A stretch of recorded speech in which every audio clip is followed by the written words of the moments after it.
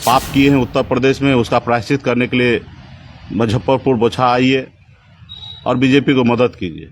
आप बताइए हमने क्या पाप किया? वहाँ पे सिर्फ हम अकेले चुनाव नहीं लड़े, वहाँ पे जेडीयू भी चुनाव लड़े, लेकिन आज उनके सामने नहीं बोल रहे हैं, आपके सामने में बोल रहे हैं, तो आपको कमज़ोर समझ रहे हैं कि अगर ऐसे पाप अगर हजारों बार करना पड़े तो मैं करने के लिए तैयार हूँ। आपको जो समझना समझ लो। नमस्कार, आप लाइव सिटीज देख रहे हैं। मैं हूं गरिमा भारती।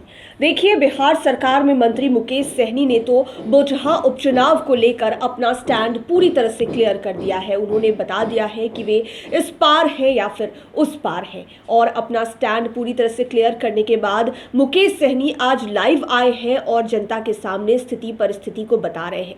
बोलते बोलते उन्होंने अपने दिल की भी बात कही। ये कहा कि उनसे क्या कुछ कहा गया है, उनसे प्रायश्चित करने की भी बात कही गई है। प्रायश्चित इस बात का कि उत्तर प्रदेश में चुनाव लड़कर मुकेश सहनी ने पाप कर दिया बीजेपी के विरुद्ध में, इसलिए प्रायश्चित के रूप में उन्हें बोचहा उपचुनाव में गठबंधन का साथ देना होगा, बीजेपी का साथ देना होगा। लेकिन उन्होंने कई सारी बातें कही, जेडीयू का भी जिक्र किया कि जब जेडीयू ने वहां पर अलग से चुनाव लड़ा तो उन पर कार्रवाई क्यों नहीं हो रही है और सारी बातें मुझ पर क्यों आ रही है।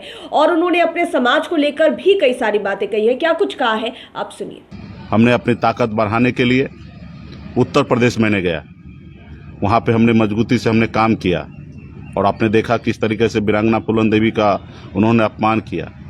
उसके बावजूद भी हमने जितना हो सका हमने किया, और फिर मैंने उत्तर प्रदेश में चुनाव लड़ा और लाखों लोगों ने साथ दिया और मजबूती से हमने काम किया, लेकिन लोगों को हजम नहीं हो रहा। और जो लोग बहुत कुछ बोल रहे हैं, उन्होंने मदद भी नहीं मांगा। मदद मांगते तो शायद हम सोचते क्या है करना है, लेकिन मदद नहीं मांगे। फिर हमने चुनाव लड़ा, वहाँ पे सिर्फ हम अकेले चुनाव नहीं लड़े, वहाँ पे जेडीयू भी चुनाव लड़े, लेकिन आज उनके सामने नहीं बोल रहे हैं, आपके सामने में बोल रहे हैं, तो आपको कमज़ोर समझ रहे हैं, इसलिए आपके सामने में बोल रहे हैं। तो यही सब चीज़ें को लेकर, और क्या मेरा वहाँ बोलना नाजायज़ है कि हमें आरक्षण चाहिए? और आरक्षण हम किससे मांगेंगे? क्या राहुल गांधी से मांगेंगे? जिनकी दिल्ली में सरकार है उन्हीं से मांगेंगे? उन्हीं से नाराज होंगे? उत्तर प्रदेश में क्या अखिलेश जी के बारे में बात करें? जिनकी सरकार है योगी जी के, उनके बारे में बात करेंगे? उन्होंने किस तरीके से निषाद को अपमान किया, किस तरीके से फूलन देवी को प्रतिमा पे एक माला तक चढ़ाने के लिए नहीं दिया। तो हम, और चुनाव के समय में तो होता है, आपको जब आप दोस्त नहीं हैं तो जाहिर सी बात है अपने एजेंडा, अपने मुद्दे को लेकर बात रखना है। अब उसके लिए अगर कोई लोग चाहेंगे, परेशान करेंगे, तो वो आपको और हमको निर्णय करना है। आज हमारे भारतीय जनता पार्टी के सांसद महोदय ने कहा कि आप पाप किए हैं उत्तर प्रदेश में, उसका प्रायश्चित करने के लिए मुजफ्फरपुर बोछा आइए और बीजेपी को मदद कीजिए। यही समय है पाप का प्रायश्चित करने का। आप बताइए हमने क्या पाप किया? आरक्षण मांगना हम पाप है? तो मैं तो कल भी हमने कहा कि अगर ऐसे पाप अगर हजारों बार करना पड़े तो मैं करने के लिए तैयार हूँ।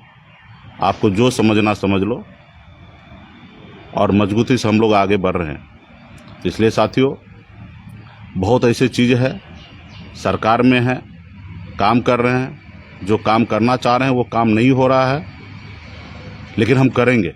तो आपने मुकेश सहनी को सुना। उन्होंने बताया कि हमसे प्रायश्चित करने की बातें कही जा रही है कि उत्तर प्रदेश में जो काम किया हमने उसके बदले में हमें प्रायश्चित करना होगा। लेकिन उन्होंने ये भी कहा है कि अगर अपने समाज के लिए आवाज़ उठाना, उनके लिए आगे आकर लड़ना पाप है, तो ऐसे 100 पाप अपने सर पर लेने के लिए मैं तैयार हूँ, लेकिन पीछे मुड़कर नहीं देखूंगा और झुकूंगा नहीं, इसी तरह से लड़ता ही रहूंगा। देखना होगा कि बिहार के राजनीतिक इतिहास में और क्या कुछ गढ़ा जाता है, क्या कुछ भविष्य में बदला जाता है, और वर्तमान पर इसका असर किस तरह से पड़ता है, क्योंकि बिहार के जो पॉलिटिकल एक्टिविटीज़ हैं वो हर दिन बदलती जा रही है। और ख़ास करके मुकेश सहनी को लेकर बात करें तो सिचुएशन दिन प्रतिदिन, हर मिनट कह सकते हैं कि बदलती ही जा रही है। लाइव सिटीज़ के साथ आप बने रहें, हमारे चैनल को सब्सक्राइब करें।